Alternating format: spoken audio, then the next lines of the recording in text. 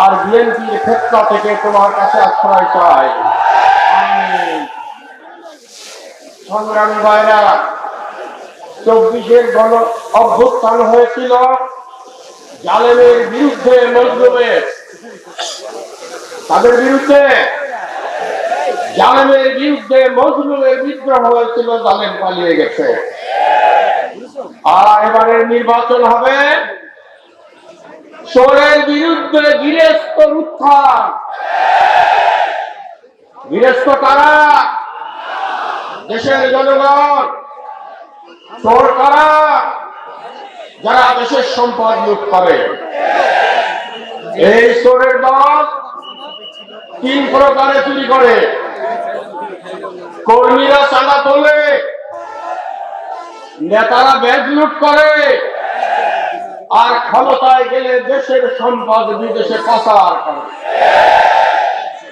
আপনারা বলবেন ব্যাংক কেমনে চুরি করলো? পত্র পত্রিকায় দেখেছেন 45 জন মানুষ 26,000 কোটি টাকা ব্যাংক থেকে নিয়েছে। আমি উদাহরণস্বরূপ 6টি নাম শুধু এখানে বলবো।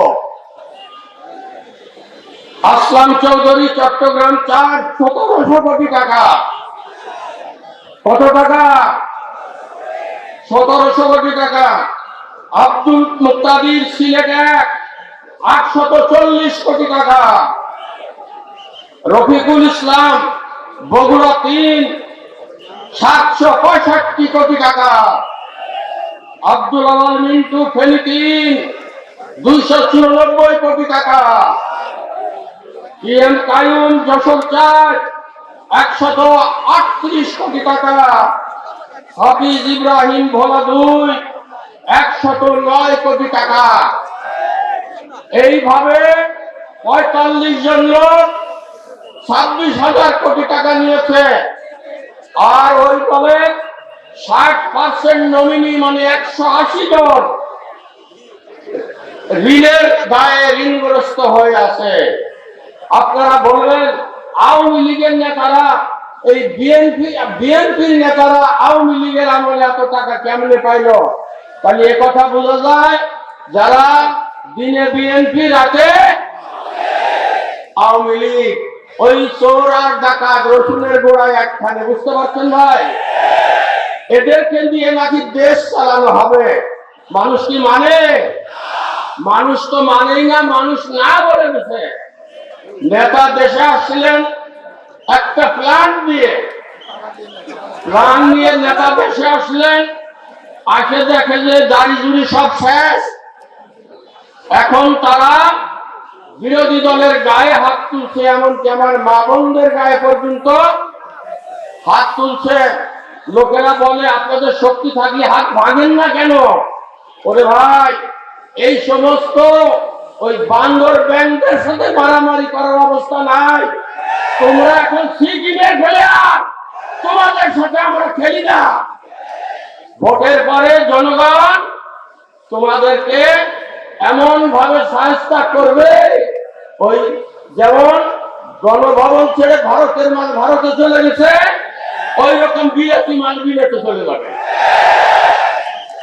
কি বলেন আপনারা? এই জন্য অনুরোধ করব, বেয়াদবি কম করো, ভদ্র হও, চুরির দায়ে মাপ চাও, জনগণের খেদমত করো।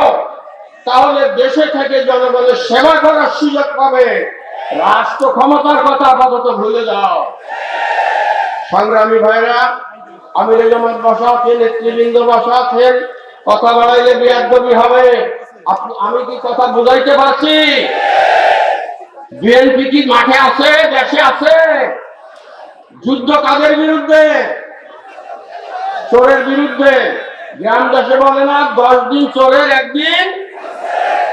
এবার কাদের পালা? গৃহস্থর পালা। বাংলার প্রতিটি অলিগলি, জনপদ, রিকশাওয়ালা, শ্রমিক, খেটে খাওয়া ফকির মিসকিন, প্রতিটা মানুষের সাথে যখন দেখা হয় জিজ্ঞেস করি, ভাই ভোট কোন দিকে? ভোটের কথা বলা ঠিক না, তারপরে সারমনের কথাটা বলে দিই। এবার আমরা বিসমিল্লাহ গাড়ি পাল্লা।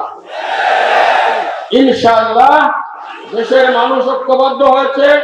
মানুষের ঘুম ভেঙেছে, মানুষ জেগে উঠেছে, অধিকার আদায়ের স্বপ্ন নিয়ে চোরের বিরুদ্ধে এমন জাগরণের সৃষ্টি হয়েছে।